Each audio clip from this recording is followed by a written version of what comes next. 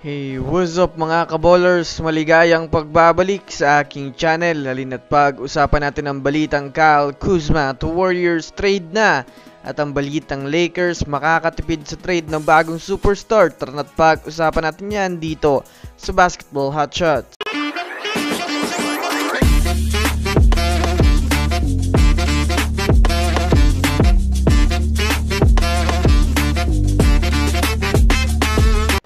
Una nga muna tayong dumako mga kaballers sa balita patungkol sa kupunan ng Los Angeles Lakers.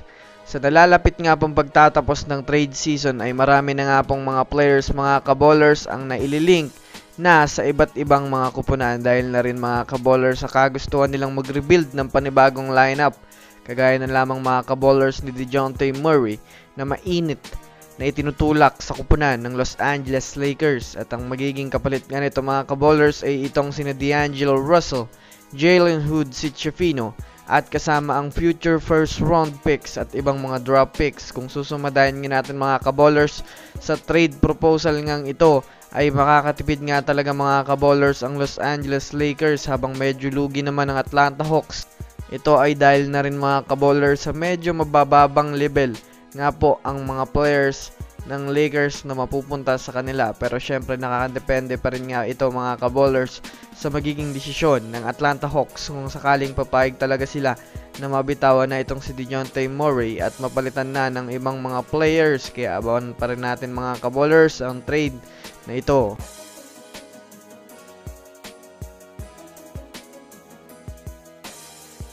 Samantala, dumako naman tayo mga kaballers sa balita patungkol naman sa kupunan ng Golden State Warriors. Kumakalat na nga po ngayon sa social media ang bali-balita mga kaballers na nagpapakita na nga daw ng malaking interest ang Warriors ngayon sa pagiging available ni Kyle Kuzma sa trade market. Kung susumadahin nga natin mga kaballers, painit na nga po ng painit mga kaballers ang pag-trade na ng Warriors para kay Kyle Kuzma, na alam nating may kakayahan na makatulong ito sa Warriors pag nagkataon.